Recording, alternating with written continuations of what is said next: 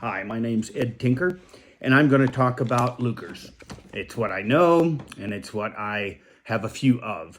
So this is a Simson 1926 Luger.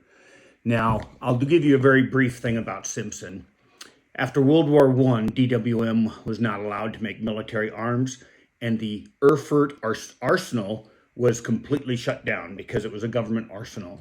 So this left a void, because even though there were hundreds of thousands of Lugers sitting around, the government knew, the Allies knew, that they needed to be able to fix them and they needed to be able to make new ones. So there was a contract that was put out to Simson Company, who received it, and they received a request, a contract for 10,000 Lugers. They made other things, but we're just going to concentrate on the Lugers. So they started doing it around 1925. Simson rifles at that time, you can find some 1924 dated. Contract was let out in 1924, but they had made rifles in World War I. So in World War II, they were completely gone. And I don't know why I said World War II. So Simson made Lugers under contract, and they made about 600 of the 1925s. They were the first dated ones. Then there were about 100 of the 1926, just like this. And there's only about 13 that are actually known. I know that there's probably 2 to 3 times that many in existence. Although from the entire Weimar period, all of those Lugers were used and were used heavily, and then World War II came about, which is why I said World War II a minute ago. So Simson and Company, they made Lugers. They ended up making about 11,800 of them. Numbers not exactly known, but if you go on to lugerforums.com, there's an S on there. The original Luger forum is still around. It's done by a good friend of mine, John. And that one specifically deals in Lugers. And Jan Still's forum is lugerforums.com. It's hosted by a conglomerate. My mind's blank right now, but it doesn't matter because that's not what we're talking about. So let's talk about Lugers. And they are 9mm. All of the military ones were 9mm. There were some 7.65 millimeter, which is not the 32 ACP, but it is 30 Luger, and went to, say, the railroad and a few other things during the Weimar period. So let's first take apart a Luger and put it back together. And I'm going to talk about each of the parts. So you've got your entire pistol here. And what you've got, of course, take out the magazine. You're going to need a reloading tool, which actually has several uses. This is an actual Simson one. A friend and I, Justin, are making a book on loading tools, and of course we're probably way behind. We had said we'd be out with it by end of summer. It's going to be later than that. It's just life gets in the way, doesn't it? So the tools say Eagle 6 on them, but the important thing is that they have a screwdriver on the end. The tool, the hole in the middle, is what you use to use as a loading tool. So it goes into the magazine, just like this, and you pull it down. You can see how much easier it is. I'm really bad about just going like this, but you can see I only get it down about that far. But with a loading tool, grabs it, and you can make it all the way down. So you take the tool, and you use it on the screws. I'll do a specific one on Simson Lugers. And it takes the screw right off. Now, there's several ways to break a Luger down. There's actually only one way, but there's several methods. You can use it and push against on the table. You can take your hand, shove it like this, and what you're doing is you are grabbing the takedown lever. Now, I have a bad habit, good or bad, and I put it down on my leg. I know it's unloaded because I checked it before the video, and you should always look anyway. And I like to just push it down the table, go like this with the takedown lever. You can see, oops, that it popped right open, which is what we want. And then you've got several parts. This is the side plate. This is a takedown lever. Now the reason it popped off is that there is a little spring in here. It's still here, it's just very worn. And if it's worn, then that means it doesn't have any tension. So the screw I took off, you can see this is the, and I don't know if you can see that, but there is an alder eagle, which I'm probably saying wrong, and it has the three. The entire serial number on Simpsons are there. So it has 656. This is serial number 656. Now, see how this one looks newer?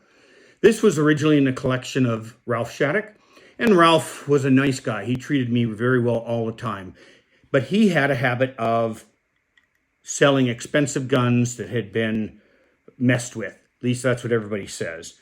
And this one was on his wall. I went to his house several times because I was a Luger guy.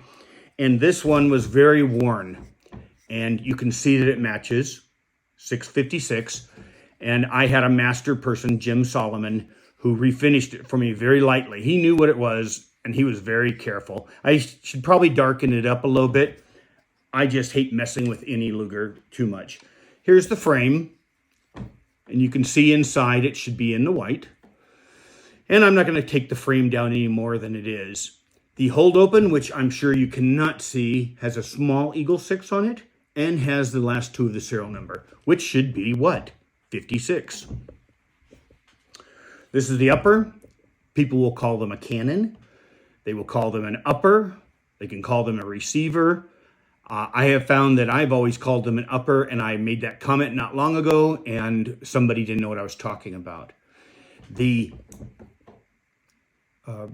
toggle receiver pin, it is numbered on most Lugers.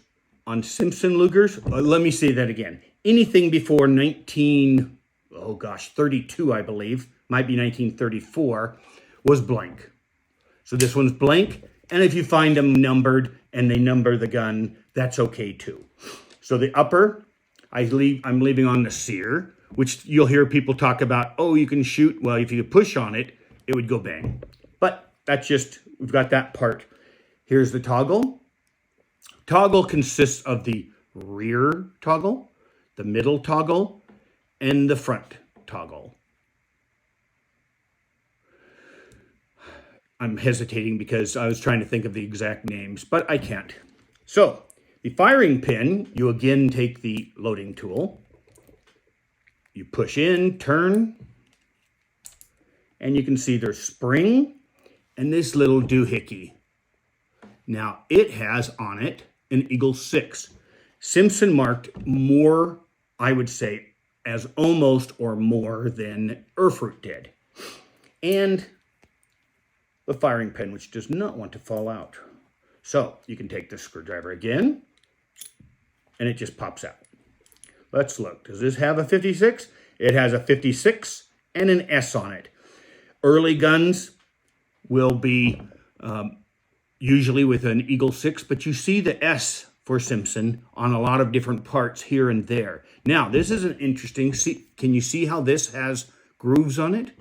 The reason that they have grooves is that later, closer to World War II, it was felt that this would, in case there was a blowback or anything like that, the gases could escape rather than damaging the person or the gun.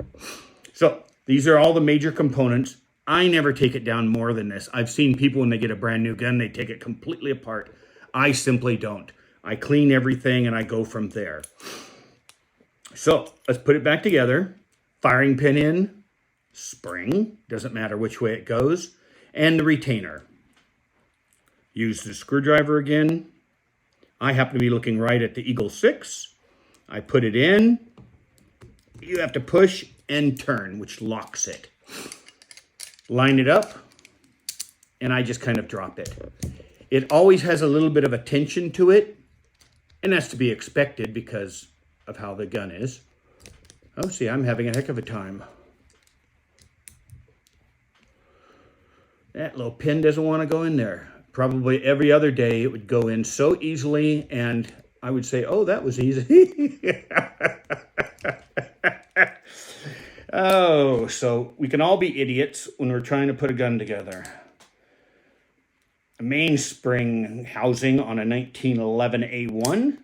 I don't know why that was so difficult. And did you notice what I did? There's tension on it.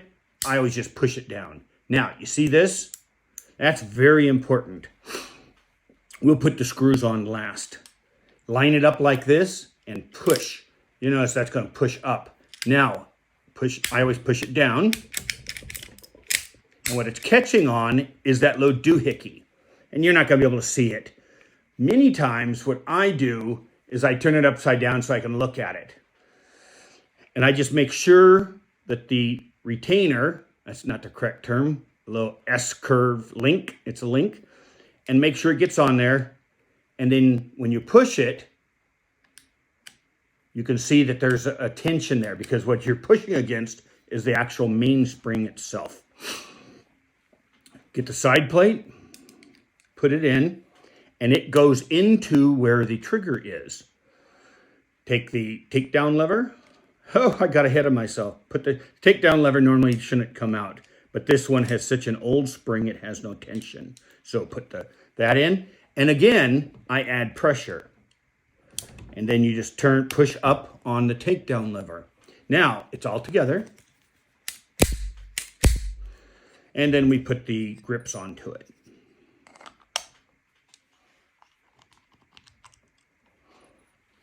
Of course, there's a left grip and a right grip.